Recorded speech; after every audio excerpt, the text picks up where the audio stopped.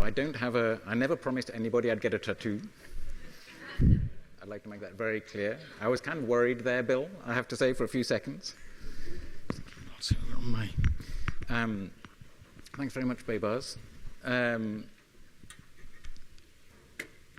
I first became interested in the harm done by misinformation because of a false rumor about vaccines that emerged not online in a WhatsApp group or on a hidden space in the dark web, but that started in a Nigerian mosque or mosques, spread to local newspapers, was picked up by a prominent local politician, was reported as fact by national newspapers, and when his claims went unchallenged, saw him create bad policy, a vaccine ban in his state of Kano in northern Nigeria.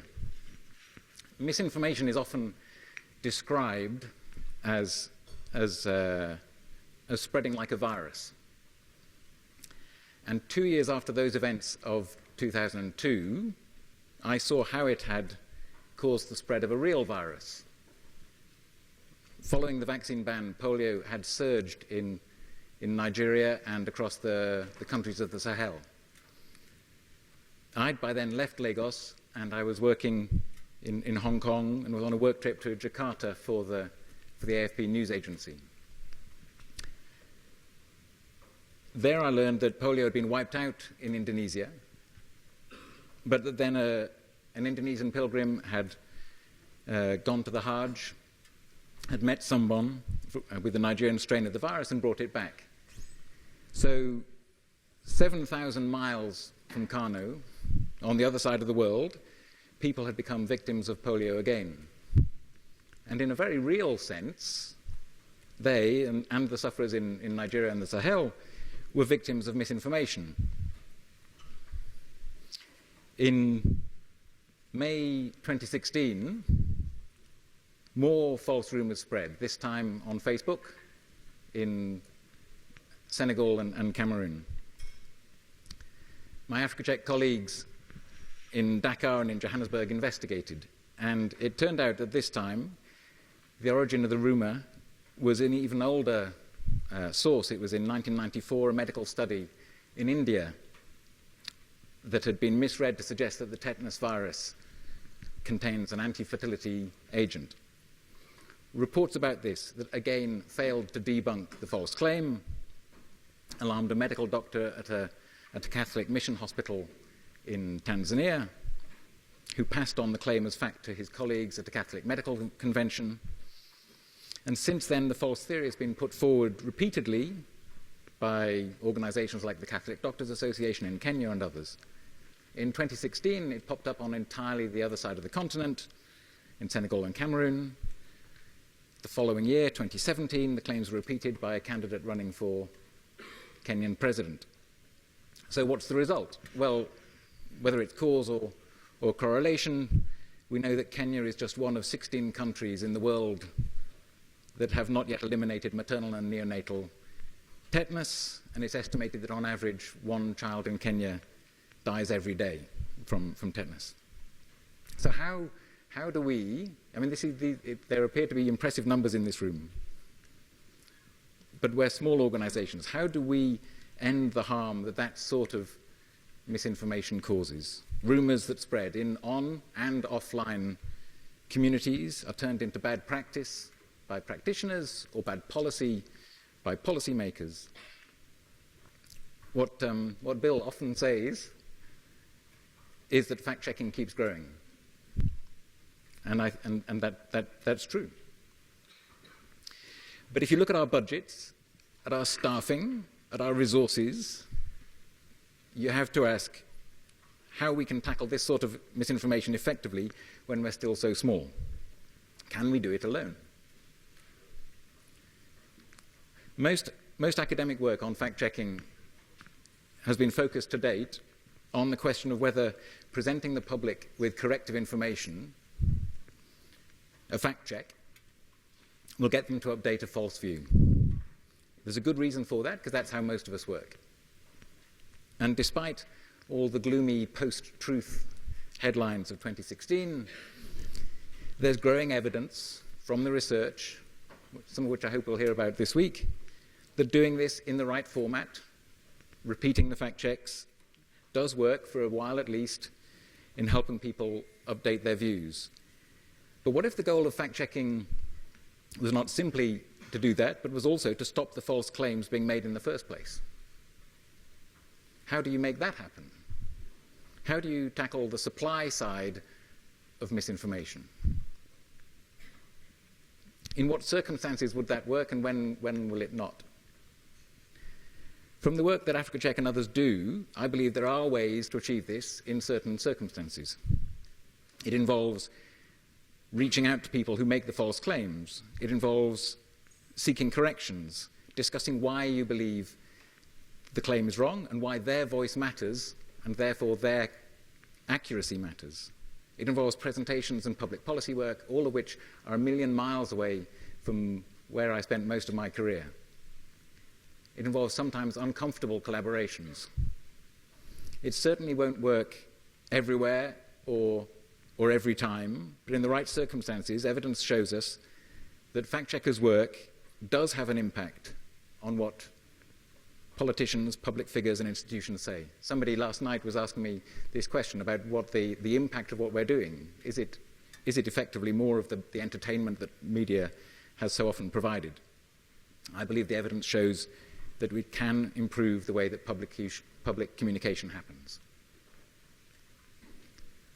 Sometimes, of course, the false claims are deliberate, and so there's no way that they will be voluntarily withdrawn. This is one of the first articles that I ever wrote, written on a, would you believe, on a typewriter. The terms cut and paste, I've actually used the scissors and the glue that they refer to.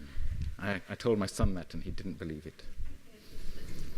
It was 1991, and it was an interview of men who'd been employed by the British Army in Northern Ireland in the 1970s to spread false information about Republicans in the country. This conference is taking place, as Stephen noted, in South Africa, and I want us, as he did, to take a moment to think about how disinformation has been used here in the past and more recently, as well as in our own countries, I suspect, to shore up political regimes against their critics. This is one of the reasons that what we do matters.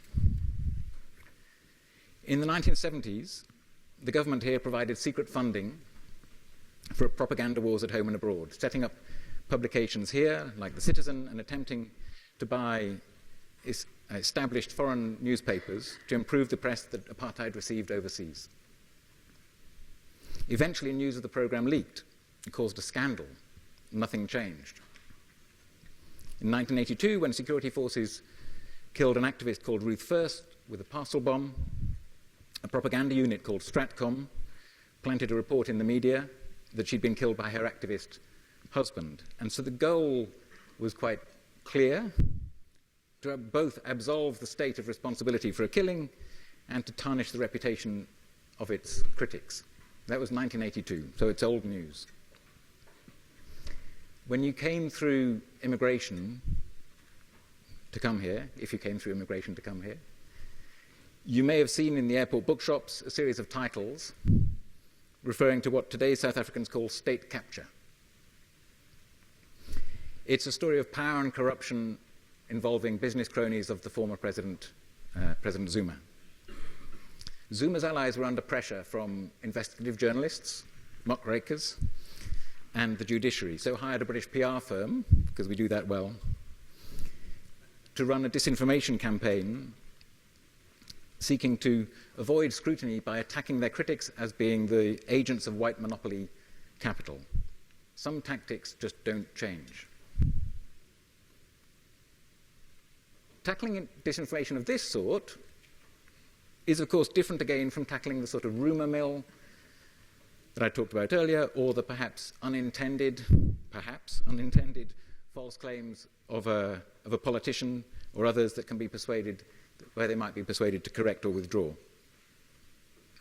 For a start, exposing it requires forensic skills, establishing who are the perpetrators, what are the links between them, where's the money, where's the funding coming from, what's driving it, what's enabling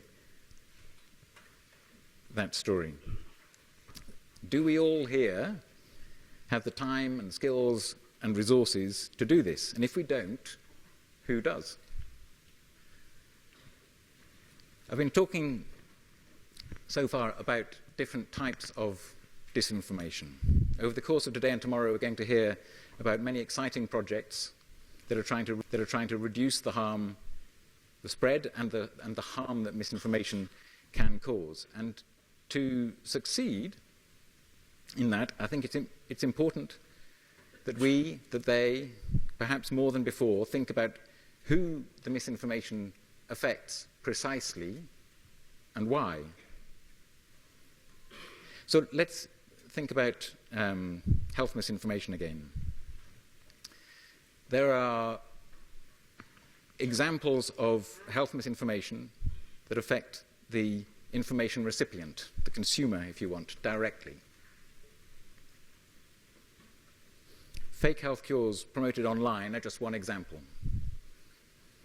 Let me tell you of an optometrist in Nigeria I spoke to recently, who was treating a man who'd believed a hoax that he could cure his conjunctivitis by bathing his eyes in diluted battery acid.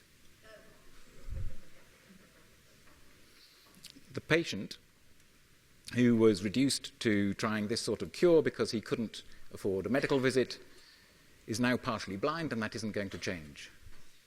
And it happens hundreds of times a year because of messages spread to individuals. This is direct recipient harm. Then there are types of health misinformation, false claims about the prevalence of certain diseases, for example, that indicate where you should put your resources if you want to battle that sort of health misinformation.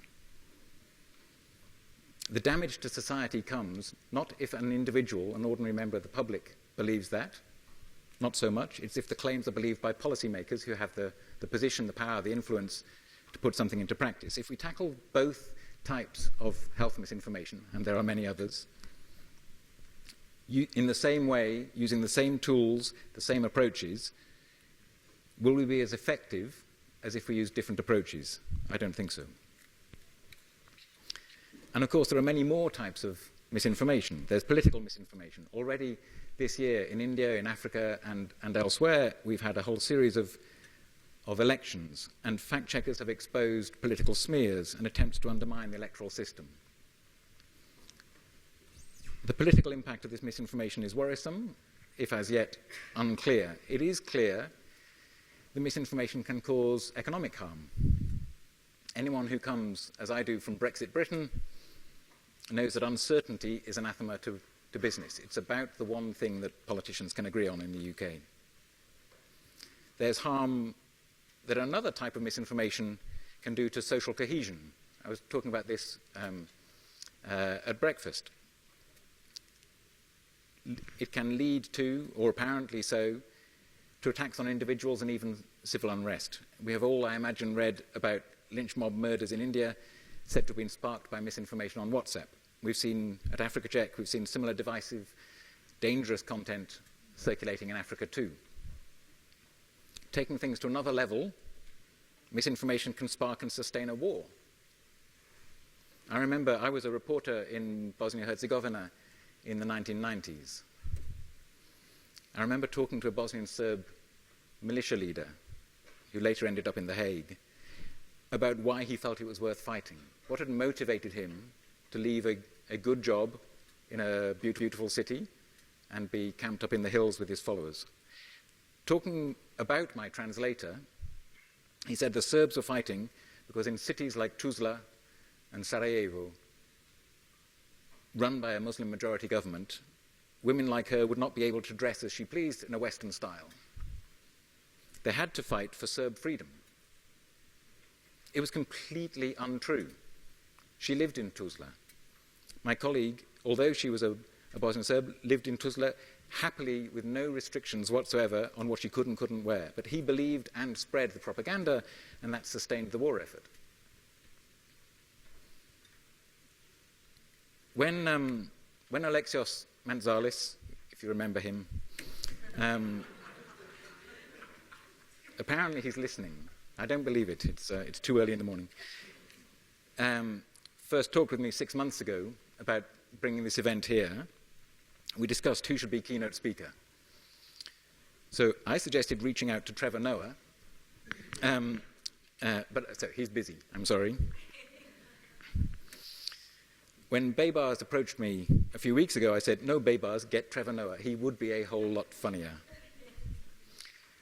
When that failed, I started thinking about what to say, searching around for a metaphor for what I think fact-checking is or needs to be.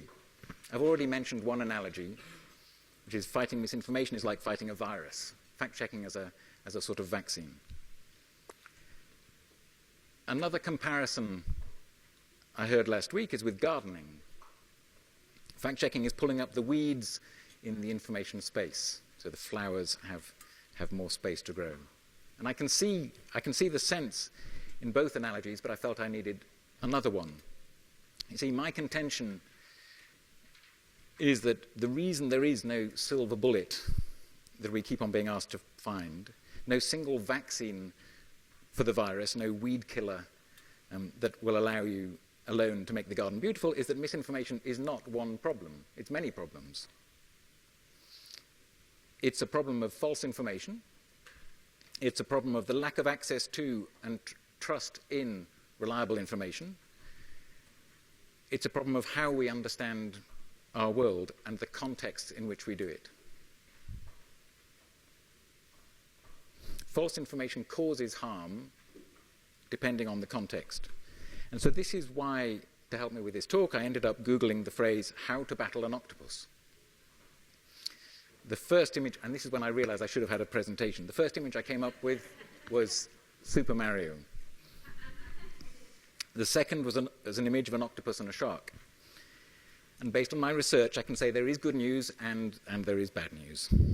And the good news is that in the gaming world, Super Mario has it sorted. Octopus defeated. The bad news is that in the real world, octopi are formidable creatures, and the second image was of an octopus eating a shark. So if you'll bear with my analogy for a minute, how do you battle an octopus and not lose like that shark? To my mind, if it's a multi-tentacular problem, you need a multi-tentacular solution, and good luck with that on Twitter. So first, and I suppose the good news for this audience is that we do need to keep on fact-checking, but I think we need to do it smarter. We need to keep on publishing fact checks in all different sorts of formats, but we need to think more than we have done so far about who we send the fact checks to and how and why and with what messages. If misinformation is the sort that harms the recipient, and if it has a mass audience, we need to reach that mass audience. If it's more niche, if the audience that we broadcast to has not seen the original misinformation, we need a different approach. We need to take a different, more targeted route. Before we publish our fact checks, we need to think about them from the perspective of the person who believes the false claim.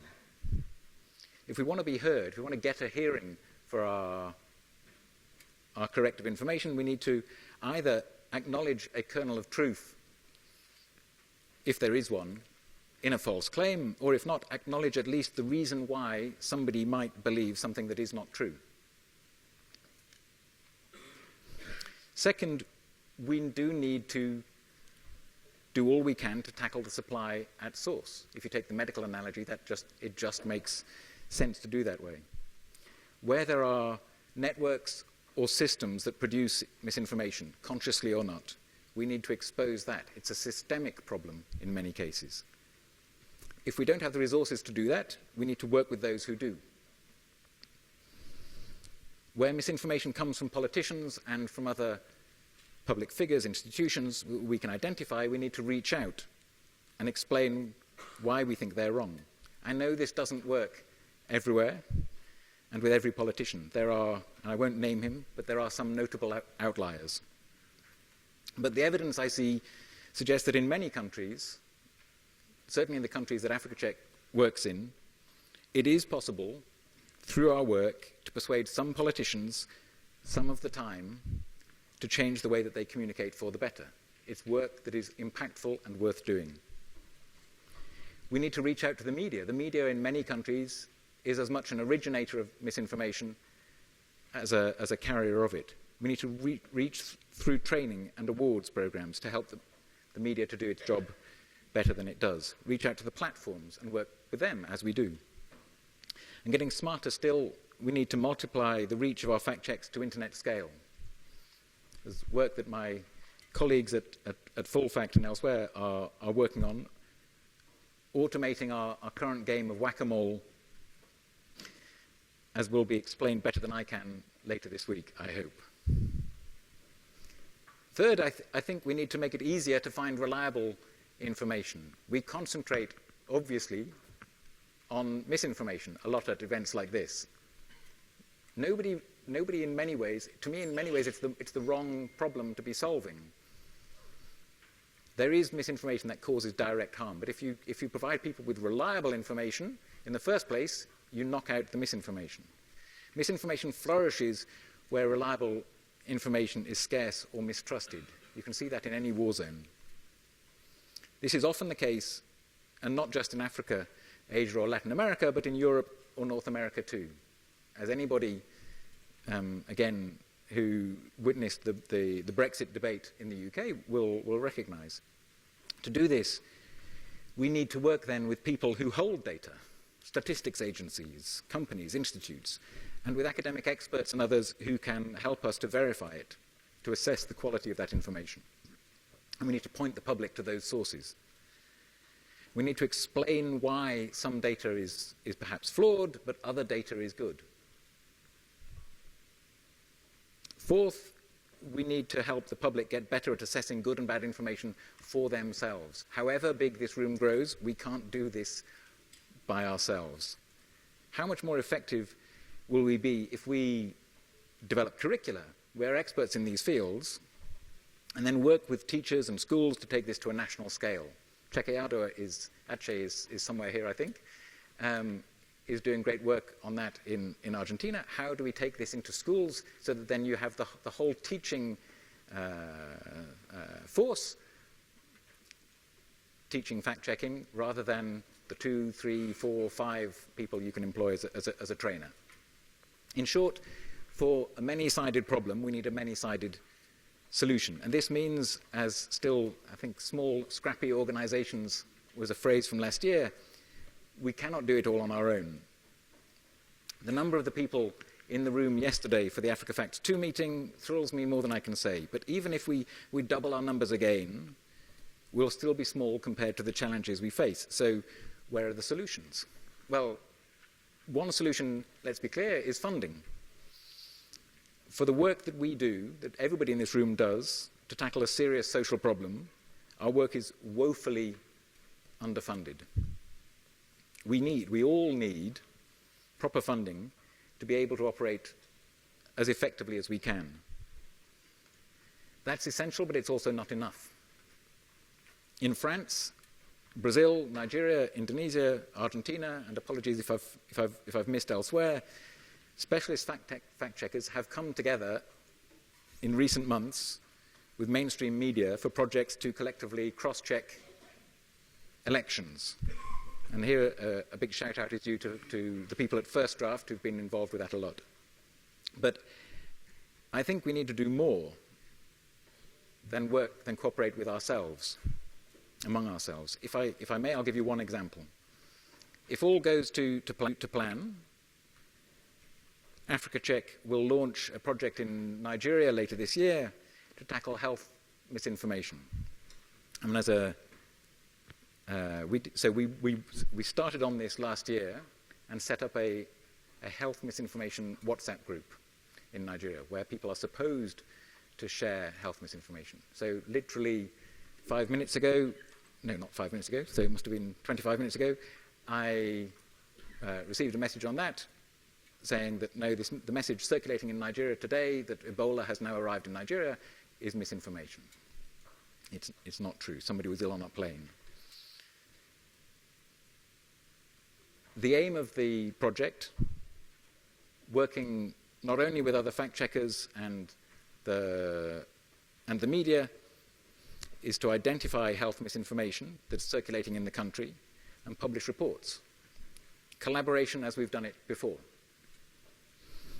At the same time, we want to bring in others, representatives of the Health Ministry, the Nigerian Medical Association, the Nigerian Centre for Disease Control, community groups, the health officials from the National Bureau of Statistics, and my colleague David has been, and I have been reaching out to them to go through those examples that this body of health fact-checkers bring together, to agree the 10 that if they're not fact-checked would cause the most harm to public health. We are not public health experts. We can't make that judgment. All of those organizations then take this alert back to their communities and translate them into whatever language and format is appropriate for them. Nigeria has more than 400 languages and dialects. There are more than 20 languages that have more than 1 million speakers each. The idea that with one English language website we're going to reach all of those people, they're all going to be glued to our website, is clearly fanciful.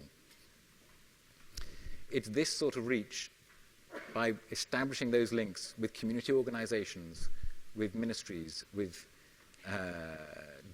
disease control experts, that gives us a reach that we could never hope to match. Will this particular project work? Well, I hope, but we'll see. If it works in health, will it work in every other field? I imagine not. But will some form of collaboration with others, with organizations and communities that have skills and reach and resources that we don't, I think we have to try. Reaching out to people we fact-check to stop bad claims at source. Working with those who hold reliable data to make it more accessible. And developing curricula for fact-checking, but then engaging with schools, with education boards, to bring that into schools to help people at a national level in a way we can't. Already, I see that many of us are doing parts of this. One shark versus an octopus. I put my money on the octopus. Many sharks, I think our chances become better than even. So, as others have said, and apologies for any Xhosa speakers, I would say welcome, soyez le bienvenu, and wam kelakili.